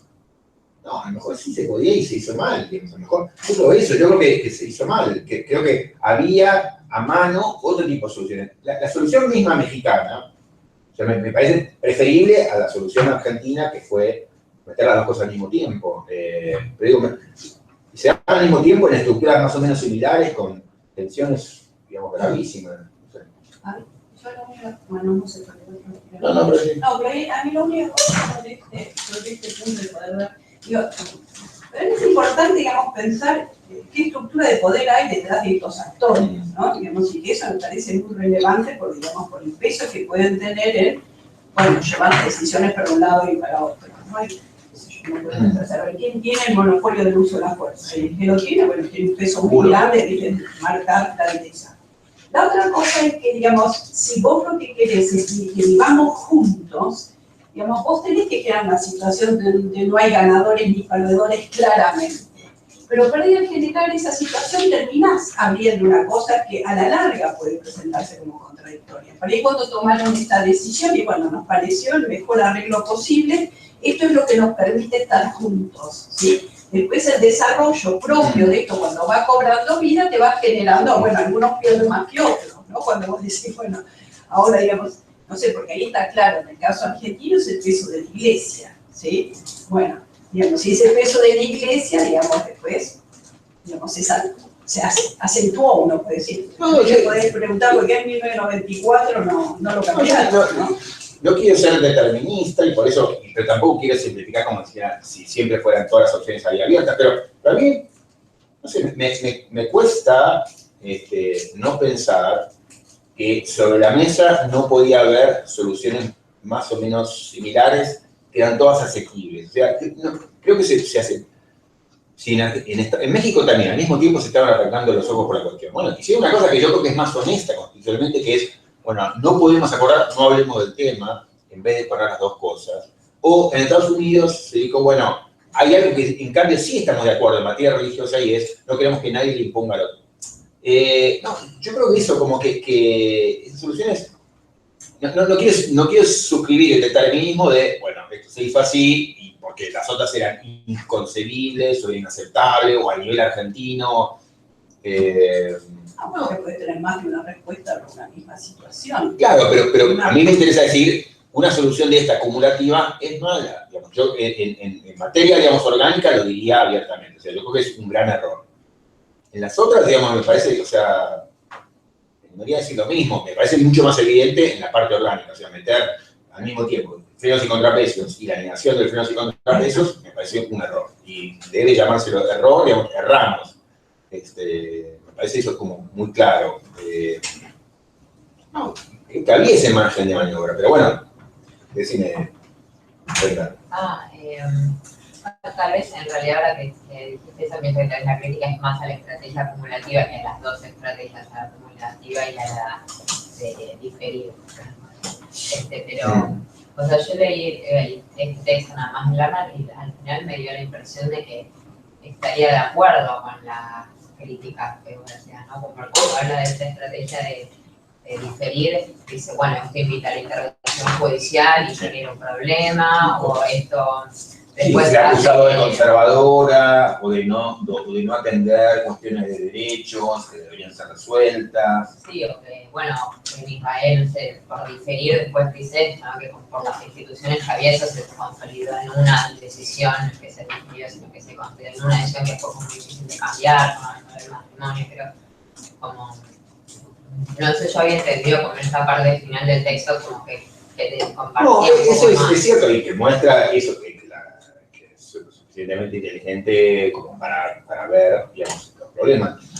Pero también es cierto, para poner en el contexto de otro trabajo de ella, de su libro, de lo que ha venido insistiendo, lo que decía en el seminario muy reciente y demás, que ella insiste en ver esto como un modelo, digamos eso, o sea, como alternativo al modelo smithiano y al modelo habermasiano. O sea, este es un modo distinto de pensar el constitucionalismo, que eso, está abierto a problemas y demás, pero es el modo que lo auspicia. Entonces, sí, es totalmente cierto y pertinente y está bueno ponerlo sobre la mesa explícitamente. Ella ve algunos de estos temas y ve que hay problemas y ve que puede haber un sesgo conservador o ve que puede haber un sesgo, digamos, que implica ser menos protectivo de derechos de lo que uno podría hacer. Pero también es cierto que se ha convertido en su caballito de batalla, no simplemente por obstinación, digamos. Yo creo que nada, para ella debe ser el caso este de Israel en particular, debe ser como muy iluminador de, bueno, es el tipo de cosas que nos permitieron salir adelante, digamos, en medio de unas dificultades tremendas. ¿Sí? Roberto, ¿por qué te parece que está la afirmación del sistema de frenos y contrapesos y después la negación en la... Bueno, contábamos un poquito antes, que era que, nada, me parece que lo que yo decía es que en América Latina, el tipo de problemas que ella ve y para los cuales ofrece una solución o respalda el tipo de solución que se adoptó en India o en Israel, etc. Yo lo que decía es que eso tiene traducción en América Latina, lo que complica un poquito sus cosas porque nos hace pensar qué es esto de las sociedades realmente profundamente divididas, o sea, no eran las nuestras también. Y lo que decía es que en América Latina, a mí se me hace más fácil verlo porque lo conozco más, y yo intuyo que lo mismo debe haber pasado en su caso, pero bueno, lo veo muy claro en el caso de América Latina, que no solamente digamos, se dio el tipo de respuesta que ella propone en la parte de los derechos, cuando, por ejemplo, esto que decíamos, digamos, artículo 12, artículo 14, y eso yo diría es un problema y genera problemas y demás, sino que también se dio en la parte orgánica, en donde otra vez la estrategia fue la misma, como ni liberales ni conservadores tenían la posibilidad de torcerle el brazo al otro e imponer su visión, deciden pactar en una respuesta que, entre comillas, satisface a los dos porque le da a los dos lo que quieren. Entonces, en la parte orgánica lo que se hizo fue adoptar un esquema de frenos y contrapesos a la norteamericana y adoptar un presidente fuerte a la chilena. O sea, Claro. Entonces, era lo que lo querían los liberales, lo querían los conservadores. Lo que digo es, eso es de un modo muy notable, digamos, muy problemático, porque es como la afirmación de una cosa y la negación al mismo tiempo. O sea, la lógica de checks and balances es, todos tenemos poder equivalente. Si vos ahí pones uno con un garrote infernal, y bueno, se rompió la lógica que habías armado en el minuto 1. Entonces, ahí lo que digo es, no es inocente esto de poner una cláusula contradictoria y vamos arreglando, porque eso, primero, y esto es ir más allá de ella, eso yo creo tiende a trasladarse también a la parte orgánica, y ahí, más evidente que en otros casos, digamos, se muestra que eso da resultados malas decisiones que han generado un problema para el constitucionalismo. Más allá de que es lo bueno para el constitucionalismo, también debe ser revisado. Ella usa mucho los textos de Ginsburg y Dixon, por ejemplo, que son como los dos grandes referencias del constitucionalismo empírico contemporáneo, que a mí me generan algunas tensiones, entre otras cosas, por el modo en que vinculan éxito del constitucionalismo con estabilidad, ¿no? Pero bueno, dejo eso por interrogante. No, porque a mí me parece que en el caso del artículo 19 sí coincido en que hay un problema de consistencia en el sentido de que está la visión perfeccionista, la visión liberal, pero por alguna razón, en el caso de la parte orgánica, si bien es cierto que hubo intereses encontrados, me parece que lo que salió de eso es un sistema mixto y lo mixto no implica necesariamente inconsistente, ¿no? Que puede no ser, Bueno. No implica necesariamente. Bueno, en se este me caso no ok, implica. ok. O sea, no, pero me gustaría ver por qué vos dirías que no implica. Yo creo que implica. Tenés pros y contrapesos, pero un presidente un poco más poderoso que el resto. Pero Claro. otro sistema, es un sistema. Claro, pero yo diría, eso es problemático porque la lógica, digamos, del sistema de frentes y contrapesos es, bueno, vos tenés el veto, yo tengo un poder equivalente, que es te declaro inconstitucional una ley si la ley está haciendo mal, vos en cambio me podés reaccionar y el otro me puede llegar a hacer juicio político si ve que yo me estoy excediendo. O sea, todos tenemos un arma que le pueden disparar al otro. Ahora, si vos, digamos, a uno le das un cuchillo, a otro un palo y a otro una ametralladora, bueno, a todos les diste un arma de control, pero uno tiene un arma muy...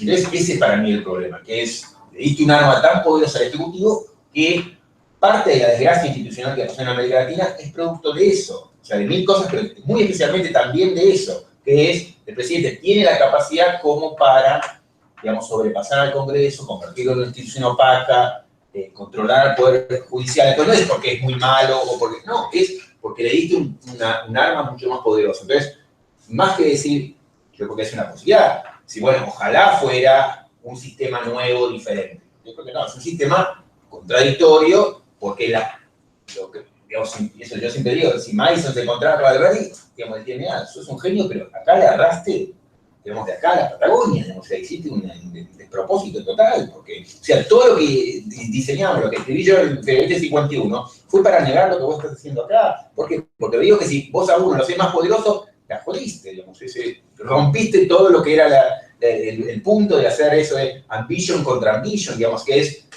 la lógica del sistema es la lógica de la Guerra Fría, es todos tenemos más o menos una estructura de misiles similar. Por eso, digamos, en la lógica de la Guerra Fría, cuando Rusia o Estados Unidos anunciaba que tenía el super recontra cohete, era, se rompe la lógica, justamente, porque la lógica es, la paz se mantiene, y era la lógica esta, la paz se mantiene cuando todos tenemos un poder de amenaza similar. Si no tenemos un poder de amenaza similar, se rompió. Pero me parece que lo malo entonces radica en que no hay un verdadero sistema de frenos y contrapesos. Lo malo no radica en la contradicción en sí misma, sino en que hay uno que es más poderoso que otro, que definitivamente es lo mismo que decir que no hay sistema de frenos y contrapesos. No, es que están todos los mecanismos de frenos y contrapesos, porque hay sistema de vetos, hay sistema de control judicial, hay juicio político, todo eso está, pero está armado de un modo en donde está eso y está metido ahí adentro digamos, un actor, un poder, una institución que amenaza con desestabilizar todo otro. Sí, uno puede decir, no está ahí, bueno, no, están los mecanismos, digamos, de la mutua amenaza, pero está también esto otro que está preparado para arruinar todo el escenario. Entonces, eso... Pero ese mecanismo es fácilmente vulnerable a los hechos, digamos, porque yo tengo mayoría y listo, digamos, se acaba la separación entre ejecutivo y legislativo. Tener fusión como tenés en los regímenes parlamentarios. No, pero y ponele... digamos, el contrapeso termina siendo finalmente el Poder Judicial. Claro, pero preguntáselo a Obama. O sea, entonces yo digamos, si llego a pasar el proyecto de salud, y bueno, todo el problema es, si este es un proyecto opresivo, viene, o lo considera opresivo, la Corte te lo va a invalidar, o la justicia te lo va a invalidar. Entonces, y bueno, hay problemas, pero la lógica es, tenemos cómo atajar ese exceso posible. Entonces,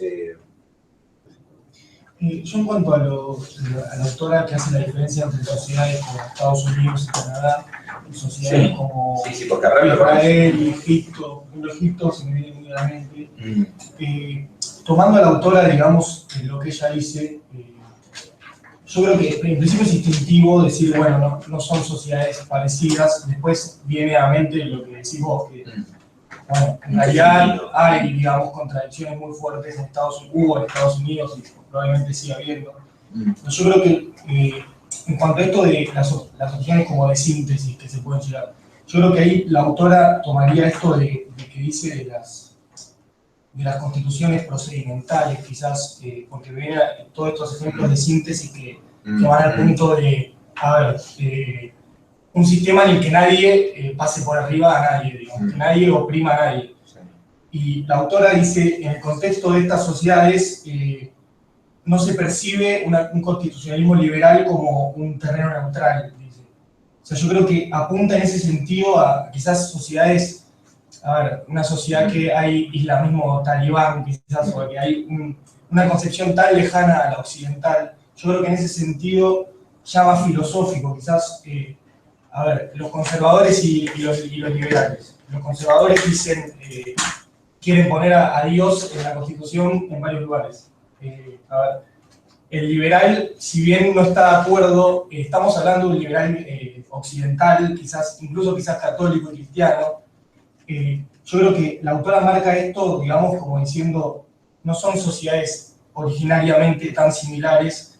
No, pero está bueno, digamos, yo creo que veo por dónde vas, está bueno me parece, pero lo que pasa es que hay una complicación, uno puede rediseñarlo de ella para que sea lo más sólido posible, pero la pretensión que ella tiene, que es una pretensión, digamos, bastante expansiva, si vos lo pones en términos de, bueno, está, digamos, la cuestión talibán, bueno, sí, por supuesto, digamos, un extremismo, no, claro, un extremismo. Está bien, pero ponerle, qué sé yo, Irlanda, bueno, qué sé yo, es bastante parecida a lo que conocemos, o el tipo de conflictos mismo en Israel, sí hay conflictos muy divisivos, pero bueno, digamos, en Argentina cuando nació la nación se estaban matando por la cuestión de religión, es tan diferente.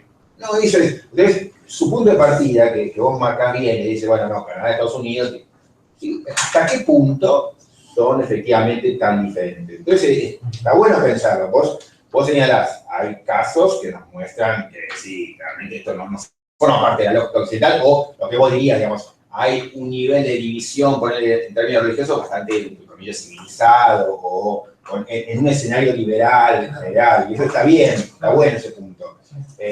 Lo que yo diría es, ese escenario liberal, bueno, pero no olvides que Argentina, religión o muerte, Estados Unidos, venía de Inglaterra, y ahí se hace la Constitución, y el antecedente que tenían es te arrancaban la cabeza, te decapitaban, qué sé yo. Entonces, sí, hemos bebido mucho liberalismo, como diría. Tenemos hoy ya un terreno liberal bastante, pero no era el terreno, digamos, donde se escribieron las constituciones iniciales, que son las que marcaron la cancha de Estados Unidos y en Argentina. O en México la cuestión, digamos, religiosa también, o sea, atravesaba y atravesó durante décadas a muerte. Entonces, el punto está bueno, pero tiene la capacidad para ser triunfante a la luz del tipo de ejemplos que tenemos a mano, o sea, y no, para no traer solamente la América Latina, el de Estados Unidos. O sea, es efectivamente, usted arranca con esa disposición. Sí, hoy lo vemos como, bueno, el conflicto está como civilizado, aun cuando, qué sé yo, Rawls escribe sobre la materia y lo toma como, estamos muertos con esto, o sea, no hay conflicto más grave que esto. Pero bueno, en el año fundacional, los años fundacionales es más claro todavía que la profundidad, quiero decir, de esa división. No, por eso, y eso también había salido en el seminario donde te encontré, digamos que varios le preguntábamos esto de, bueno, ¿y cómo es lo de Divide? O sea, y ahí hay un tema sobre el cual hay que decir más cosas. Pero no es solamente una cosa de conceptual, sino que tiene capacidad, yo creo, de saber un problema a lo que ella está queriendo decir. Como una pregunta, digamos, de síntesis. Justamente esto de las opciones, digamos, perdón, la repetición de síntesis, ¿cómo diríamos que no es una opción liberal? En el sentido de que ella dice que no es un terreno neutral en muchas de estas sociedades, o en casi todas, digamos. Porque las opciones de síntesis que salieron acá, en cuanto a esto de no oprimir al otro y demás, se perciben, digamos, yo las pienso como opciones liberales de constitución. No, a ver, digamos, me parece que haya ganado terreno, que se haya ido estableciendo como terreno común, un terreno muy marcado por el liberalismo de Estados Unidos, yo diría que sí. No me parece que sea lo que ocurría en los años fundacionales cuando se escribe la Constitución. Por eso si estamos pensando en esos años fundacionales, en esos momentos, y ella dice, bueno, no, esos grandes problemas, difirámoslo. Bueno, primero, sabemos que el diferir, como hablamos de la esclavitud, ojo, que es lo que puede implicar, pero además, me parece que ese terreno era mucho menos liberal en los comienzos. En América Latina de modo todavía más notable. Pero... Yo creo que la estrategia de síntesis que recomendás y que sugerís, que si bien es difícil de explorar porque es un contrafáctico, habría que explorarlos más en los casos en los que ella da como estrategia exitosa, estas estrategias de largo plazo, de patear la pelota para adelante, de no decidir, del incrementalismo. En el ejemplo que vos ponés es un caso en donde lograron encontrar como un piso en común. Somos esto, venimos de persecuciones, lo mínimo que podemos establecer es libertad religiosa absoluta. En otro caso, en donde no encontraron ese piso común, como por ejemplo el caso de la esclavitud, lo terminaron pateando para adelante y generó los conflictos que generó. Pero los patearon para adelante, los incluyeron en la Constitución. No, pero hicieron... ¿Por qué generaron el problema? No, pero la verdad es que en términos constitucionales usaron toda esta cosa de la ambigüedad, entonces, digamos, como para no comprometerse abiertamente como una solución y mostrarse como que podían hablar el lenguaje de la igualdad. Pero ¿cómo igualdad? El artículo de la Constitución dice que un negro es igual a las 2/3 partes de un blanco. Sí. Digo, eso no es igualdad. Claro, pero era, digamos, uno podía encontrar la contradicción clara entre esa cláusula y el preámbulo o la Declaración de Independencia, que siempre se considera como un texto fundacional, digamos. Había un tema ahí, y si no estaba presente con la claridad absoluta en 1787, a los pocos años ya era un tema. A principios del siglo XIX ya el problema de la esclavitud era un tema.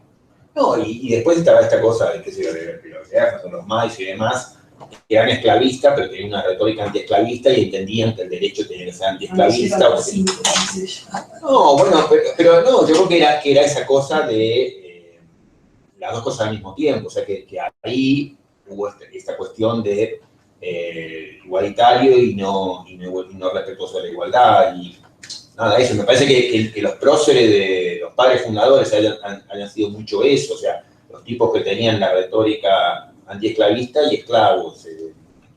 Tuvieron que conceder, en esos momentos tuvieron que conceder, porque si no se les iban esas provincias, de los estados.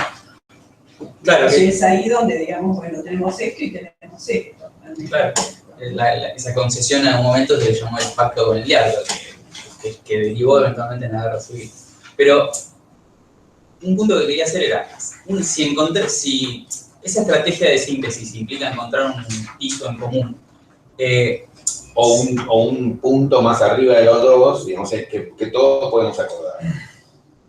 Digamos, entonces, puede tener una dimensión muy interesante de definición de identidad de qué significa ser norteamericano, por ejemplo.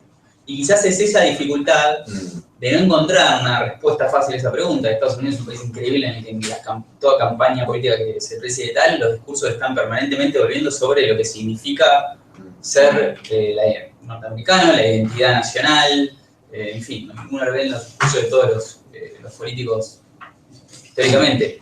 Esa respuesta a esa pregunta, hay toda una corriente constitucional que dice las discusiones, decisiones constitucionales tienen mucho que ver con eso, con definir quiénes somos como comunidad, etc. Y quizás en los casos que ella pone ejemplos son casos en donde no pudieron, en esos momentos constitucionales, darse una respuesta clara a esa pregunta.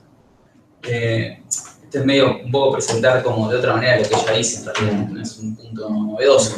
Pero yo cuando la leía, volvía permanentemente a la mirada de Robert Cover sobre el derecho constitucional, sobre la existencia y la convivencia de mundos normativos distintos, y en el ejemplo que ella pone de que la opción liberal no es una opción válida neutral, sino que es la opción contraria, que es lo que señalaba el colega recientemente, lo que señalaba Agustín recién, a mí me parece que hay ahí un tema de fondo que es la existencia de mundos normativos distintos que se perciben como que no son compatibles entre sí, porque como que no logran encontrar ese piso en común.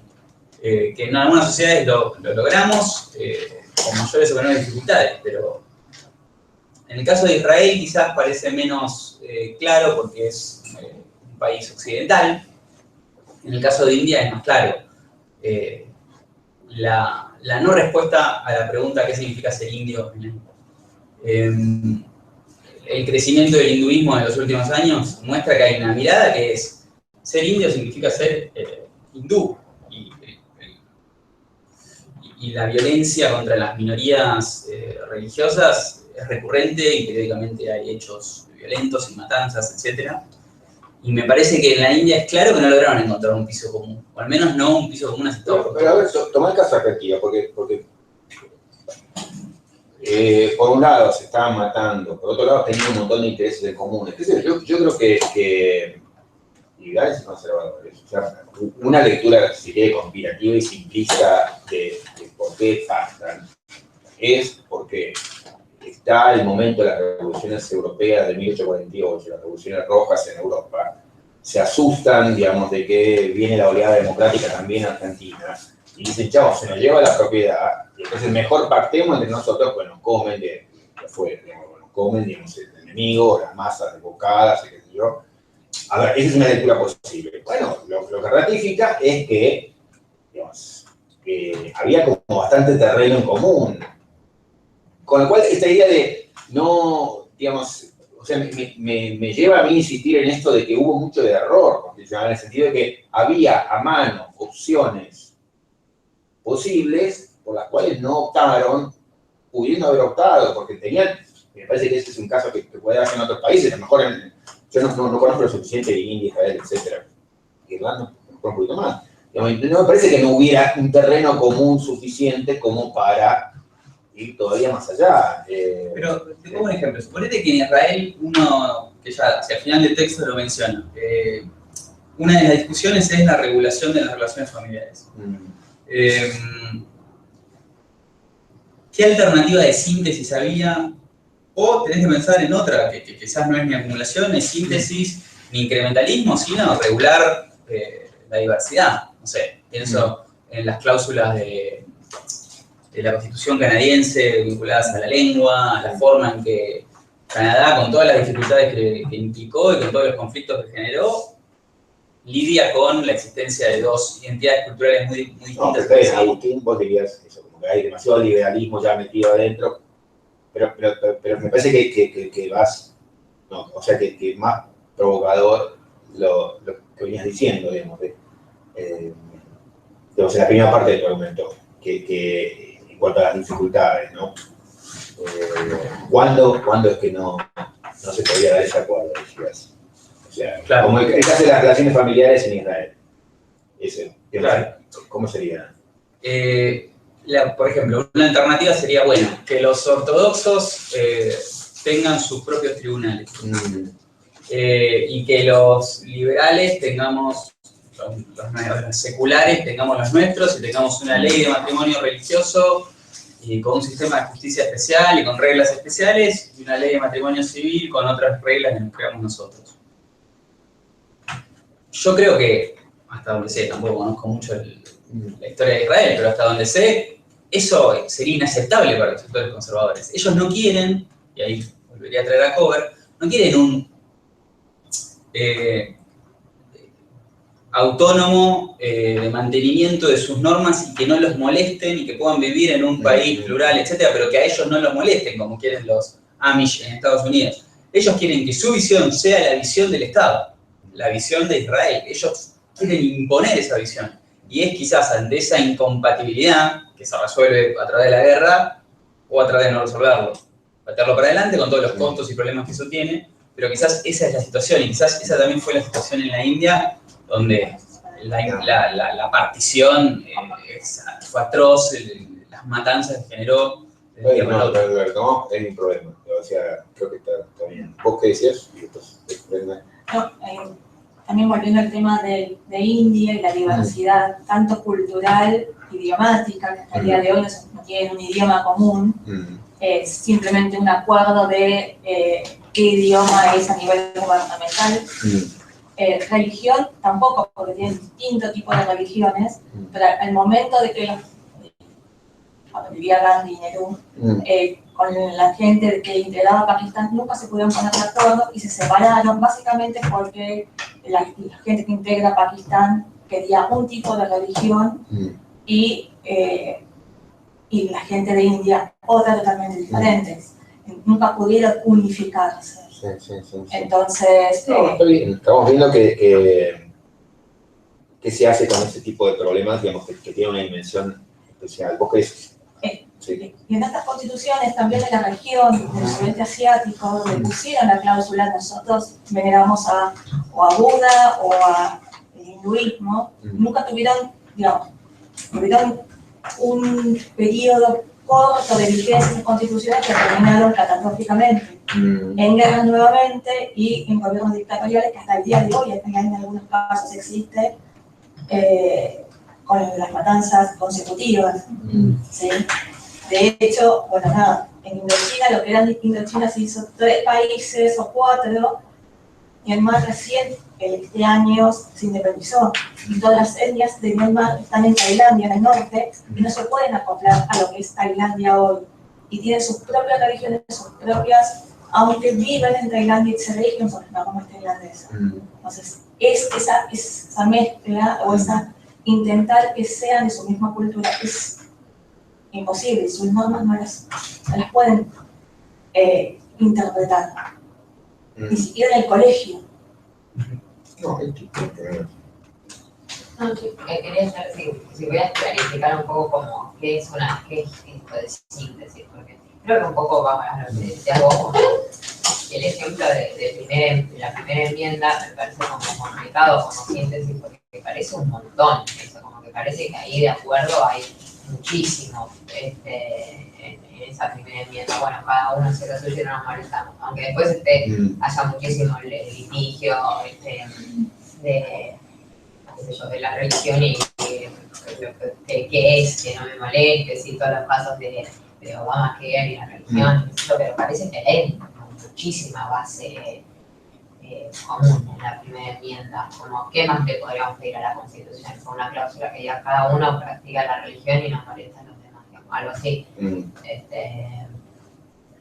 a lo mejor eso, a ver, lo que requiere, en todo caso de parte de ella, es una clarificación que ahí no aparece sobre qué es deeply divided, que es profundamente dividida, porque, digamos, qué sé yo, en esos casos, digamos, en Estados Unidos vienen de las persecuciones y matanzas, en el caso de Argentina, o México, Colombia, vienen de 3 décadas de también matarse. Entonces, bueno, eso, no sé si es, digamos, ahí estamos en un terreno de un montón, o digamos, hay una enorme diferencia, pero al mismo tiempo hay mucho de interés común, y no quiero aceptar simplemente que, bueno, se optó por este tipo de cosas, de poner todo junto porque no había espacio para otra cosa. Creo que hay espacio para otra cosa. Entiendo esto, entiendo que hay casos más graves, en el sentido de que es,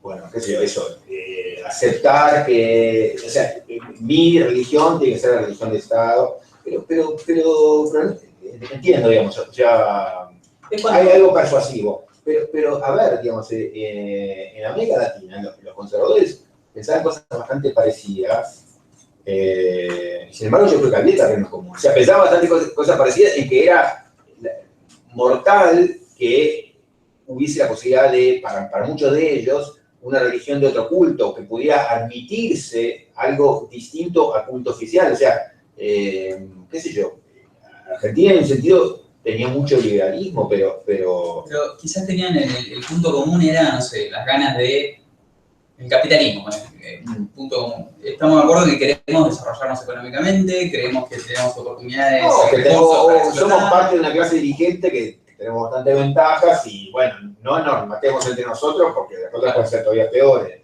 Pongamos esa cosa más bruta. Pero es cuando, digamos, lo que creo que una forma de leerlo, de la forma más robusta posible, es pensar en ejemplos medio extremos. Yo quizás en Israel no lo veo tanto, pero en la India lo veo un poco más. No sé, quizás por haber leído algo de historia de la India, pero las matanzas recurrentes, el no me importa nada, el no encontramos punto en común, es una realidad. No, pero las matanzas recurrentes, digamos, o sea, conozco menos de lo necesario, entonces a lo mejor simplemente estoy diciendo algo equivocado, pero una cosa es que haya grupos ultra radicalizados, que estén siempre. Otra cosa es que sea imposible pactar con el amplísimo grueso de la población, o entre el amplísimo grueso de la población, con el representante del amplísimo grueso de la población. Lo que pasa es que de repente ahí quizás, una hipótesis, pero quizás hay una concepción de determinado mundo normativo donde aceptar la convivencia con otro mundo normativo, con otros principios, valores, etcétera, implica una negación del propio mundo. O sea, digamos, hay una falta de tolerancia, de convivir con una persona que es distinta a nosotros. No me parece un ejemplo absolutamente hipotético. Creo que se puede verificar eso en algunos casos del mundo, digamos. Creo que la India es un buen ejemplo de eso. O sea, hoy el partido hinduista que gobierna rechaza absolutamente el partido del Congreso, que es el partido de Gandhi Nehru, que era el partido que venía a crear la India democrática, republicana e inclusiva. Y los tipos que están ganando elecciones en los últimos años son los que dicen, son los sectores hinduistas que el partido del Congreso quiso desarticular o... En fin, hay un rechazo ahí al pluralismo, a la India de que nos incluye a todos. Hay un rechazo a eso. Pero ese no sería un caso que es problemático, o, digamos, o es triste a los ojos de Lerner y a los ojos de cualquiera de nosotros, en el sentido de que, bueno, no va a haber pacto, digamos, no hay posibilidad de conciliación, no hay posibilidad de diálogo, pero en la medida en que hay, en la medida en que se pueden sentar a negociar, la pregunta es si la negociación no podría haber alcanzado acuerdo diferente. En un sentido, bueno, la discusión es inútil porque, bueno, no sé, no sabemos, nunca lo vamos a ver. Pero hay un punto ahí, Antonio. No, decime. No, que en sociedades profundamente divididas, si vos quieres hacer algo, lo que haces es dominar al otro, digo, nada, se te acabó la división y se te acabó el problema, uno puede decir, ¿sí? Pero, digamos, si eso no es posible, digamos, mantenés esa división de algún modo y le das algo a uno y le das algo a otro. No, está bien, dentro de la poca mordida que puede... Si no, digamos, tenés el riesgo de que lo que estás haciendo sea, digamos, efímero, ¿no? Digamos, no, que sea... Pero si la sociedad se mantiene, digamos, dividida, es muy cómodo que no se, digamos, me parece, me da la impresión, ¿no? Que no se desmorone totalmente y que mantenga aquello que puede mantenerlo más o menos algo, con la contradicción, ¿no? No, pero por eso... Digamos, a lo mejor uno es injusto con ella, yo no creo ni quiero ser, digamos, injusto, pero digamos, yo pienso, a lo mejor soy injusto con ella cuando pienso a la luz de los casos que yo conozco más claro. A lo mejor es como buscar la llave abajo de la luz, digamos, si la llave se cayó para acá, yo la busco acá porque hay luz, digamos. Yo conozco los casos en Latinoamérica, entonces miro acá y a lo mejor no, ya estoy diciendo, no, voy a mirar acá. Pero cuando miro Latinoamérica, digamos, o sea, donde tengo un poquito más de conocimiento de lo que fue la historia, yo creo que había margen para hacer otro tipo de constituciones. Ella puede decir, a mí Latinoamérica no me importa y por eso nunca la primaticé. Puede ser, digamos, me parece que, digamos, el caso de Estados Unidos que ella pone como, bueno, está del otro lado, también me parece que no, mira, están deep y divided, o sea, también le estaban arrancando los ojos por esta cuestión. Y hubo otro tipo de acuerdo. No sé, yo eso, en el área de la historia, donde yo estoy un poquito más informado, me parece que había margen para hacer cosas mejores, para reconocer esto como una... O sea, se sentaron, pactaron y el pacto pudo ser diferente. Me parece que estaba al alcance, o sea, y uno lo ve comparativamente, o sea, en otros países de la región, en Uruguay o en México, al mismo tiempo, o sea, cruzando la orilla o un poquito más allá, se hicieron cosas muy diferentes. Entonces, ¿por qué no se pudo? O sea, es porque no, era la condición histórica o, digamos, hay una mala opción condicional. Yo apuesto por esto, creo que hay un problema, por eso me interesa decir, hay un problema. Yo diría que puede haber una mala opción, puede ser que era lo único que lo que podían acordar, digamos. Yo prefiero cosas más abiertas siempre, ¿no? No, digo, donde se incluye también esto, de bueno. Pero el hecho de que al mismo tiempo, digamos, en lugares tan cercanos y con historias tan similares, votaban por opciones distintas, bueno, es un indicio de que se podía haber explorado a lo mejor, ¿cierto? Bueno, pero eso depende de cuánto necesitas del otro. Por ahí en algunas, en otros, por más que tengan cosas similares, no necesitas tanto del otro, entonces puedes hacer un arreglo. En México, o sea, yo creo que el problema religioso era más grave que en Argentina, o sea, era más divisivo, era más profundo, digamos, y la solución fue otra, yo creo que mejor, digamos, que la... Pero bueno, pero no va por la gravedad del contexto, sino por el poder de los actores de una banda, ¿no? Bueno, pero digamos, sí, o sea, de algún modo... Es grave por definición, uno lo puede decir. Está bien, pero digamos, En Argentina, en los 50, digamos, la guerra se termina, en México se continúa, qué sé yo. Hay un indicio de que, o sea, hay un problema muy grave, digamos, que trasciende, insisto, y me parece que la solución constitucional fue diferente y me parece más interesante esto de, en lugar de meter la contradicción, decir, bueno, esto no llegamos a resolverlo, y en cambio pensar en un montón de otras cosas importantísimas para otras partes de la Constitución. Pero bueno, digamos, qué sé yo, ¿no? Decime, Brenda.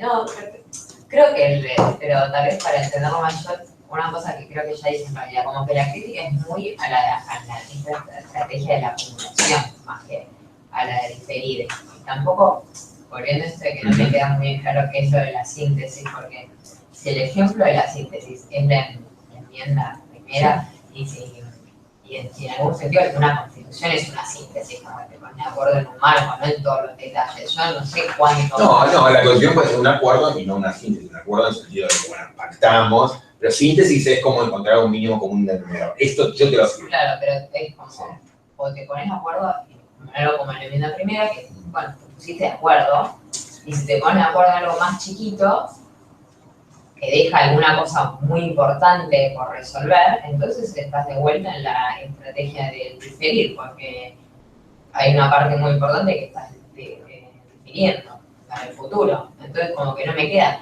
tan en clara la distinción entre la síntesis y lo de diferir, porque... porque hay una, o sea, tiene mordedura. Es, digamos, si vos ganas el Poder Nacional, vos sos anglicano, qué sé yo, bueno, yo puedo seguir tranquilo porque vos pactaste que no me vas a imponer tu religión. Y entonces, no es que, bueno, hicimos algo y en realidad no hicimos nada. No, hicimos algo que es fuerte, pero a vos te interesa porque vos tenés miedo de que yo gane y yo te imponga mi religión a vos. Entonces, es algo que tiene mordedura. O sea, no es que tiramos la pelota para adelante y hicimos nada. No, hicimos una cosa que es muy importante, se tiene mucha mordedura, en el sentido de que podemos estar los dos tranquilos, o sea, salimos ganando los dos en esto. No, pero igual, perdón, o sea, pero lo de diferir no va a ser en eso, pero sí, o sea, o pensamos que eso de no nos vamos a manejar cuando vos sos presidente, yo soy presidente, eso o bien resuelve todo el conflicto que había, entonces... No resuelve. Si no resuelve, hay una síntesis en un punto, pero en otro punto que no sé cuál es la estrategia de diferir, como que van... No, bueno, de hecho, una cosa que me complica a mí, digamos, no sé hasta cuándo me complica, pero un poco me complica, o sea, pasó algo a nivel nacional que no pasó a nivel provincial. O sea, en las provincias se podía imponer o había más margen de imposición que en la nación. Entonces, o sea, la solución está de síntesis, yo creo que tuvo efecto, es importantísimo, qué sé yo, pero convivió con un montón de otras cosas no resueltas, más resueltas. Pero bueno, digamos, lo que se hizo a nivel nacional fue una concesión de los dos lados. O sea, no fue algo que, bueno, decir esto es lo mismo que nada. No, es algo que tiene impacto. O sea, mejoró a mí, mejoró a vos, pero bueno, mejoramos un poquito los dos para poder seguir viviendo juntos. Porque no quiero estar muerto de miedo que vos ganes y vos que yo gane. O sea, que no es que hicimos nada o nos mentimos mutuamente, ¿no? Hicimos algo que a regañadientes lo aceptaban los dos. Estábamos sucediendo los dos. Sí. O sea, a lo mejor eso lo que habla es de que tenemos poderes demasiado equivalentes, que los dos sabemos que el otro puede ganar. Pero bueno, liberales y conservadores, a lo mejor en Argentina también pueden decir lo mismo. O sea, los dos podían decir, tenemos miedo. Tal vez los conservadores tenían más miedo, pero venían ganando siempre, qué sé yo. Y ganaban bastante después. No sé. Sí, yo estoy prácticamente con muchas cuestiones de acuerdo con respecto a que se tomaron decisiones constitucionales inconvenientes, contradictorias. Ahora, no sé si me pareció interpretarte mal, pero entre una de las cuestiones inconvenientes que mencionaste fue la elección de la opción que se tomó por los derechos económicos, sociales y culturales. No. Lo que yo ahí diría es que lo daba como ejemplo de que muchas de estas decisiones vienen con implícitos muy fuertes y entonces que no se nos dice todo lo que se está haciendo cuando simplemente se dice, bueno, aquí ponemos estos derechos sobre la mesa, sino que nos pasan muchas más cosas por debajo de la mesa, como es, ¿y cómo es la estructura de aplicación de estos derechos? Sí, no lo decía como, perdón. No, es cierto que si bien es lógico que se da en el marco de un contexto de naciones, de derechos, más de económicos, sociales y culturales, lo cierto es que con el paso del tiempo, al menos hoy ya se empieza a ver un reconocimiento mucho más fuerte, de operacionalidad de aplicación directa, incluso hasta hay quienes llegan a postular que puede realizarse la ley de presupuestos, con lo cual es cierto que podría llegar a haber una formulación más precisa, más concreta o de ciertas cuestiones, pero en el caso, en esa cuestión de los derechos económicos, yo creo que, bueno, no es la mejor, pero al menos que se haya puesto y se haya dejado conforme a ciertos sectores, parece una opción. No, pero digamos, yo creo que hay algo en lo que decís en cuanto que importa para la discusión, en cuanto a que hay a veces apuestas, o sea, la lección general que yo creo que uno puede sacar de ahí es, hay a veces apuestas que uno hace a futuro, que por ejemplo uno puede decir, bueno, meto estos derechos sociales sabiendo que durante un montón de años no van a ser ni pío, pero digamos, bueno, apuesto que en el futuro alguien los encontrará y los hará efectivos a mejor interpretar. Bueno, por un lado diría, no es descriptivo de lo que la gente del momento pensaba en la práctica. Claramente en Argentina los tipos que los escribieron pensaban y declararon esto tiene que ser efectivo ya mañana. Por un lado eso. Por otro lado, no diría que era el gran punto de desacuerdo. Yo creo que ahí hubo un acuerdo importante. En todo caso, lo que yo renegaría es que no nos dejaron en claro que nos mantenían una estructura de poder que en buena medida iba a socavar lo interesante que estaban prometiendo con la mano izquierda. Entonces, pero digo, sí, me parece que es un ejemplo del que se pueden extraer muchas lecciones, pero sobre este debate particular, creo que las distintas facciones en el 49, pero después en el 57 y después en el 94, digamos como que hubo acuerdos generales sobre que eso estaba bien. El problema es que se hacían más cosas y se dejaban de hacer más cosas que no se ponían sobre la mesa. Pero no es un ejemplo en el que Lerner o yo o a otra gente diferiríamos. O sea, esos son acuerdos que todos podíamos haber suscrito, qué sé yo, no sé, en un punto. Yo habría marcado, que tenés que aclarar qué está pasando con la estructura de poder, pero bueno.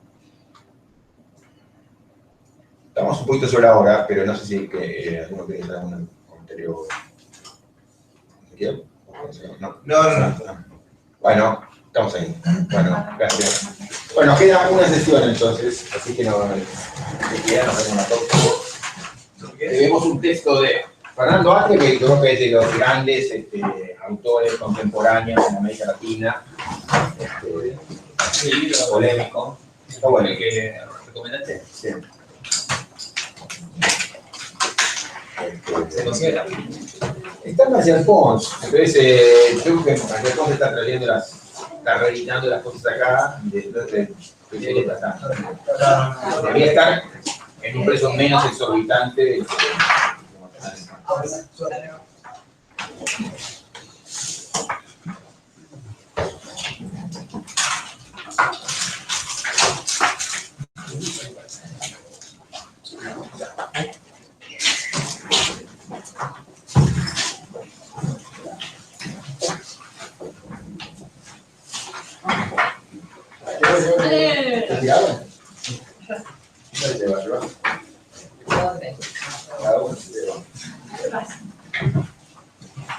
Bueno, chao.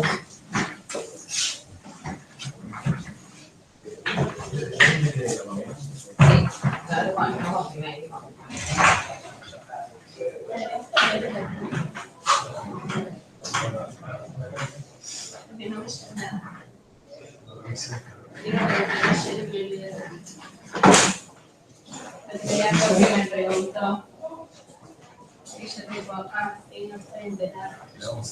Sí. Pero acá quedó, así que te lo llevamos. Yo iba a crear esto. Bueno, ¿lo llevamos? No, thank you. Claro, ¿veo acá? ¿Veo ahí?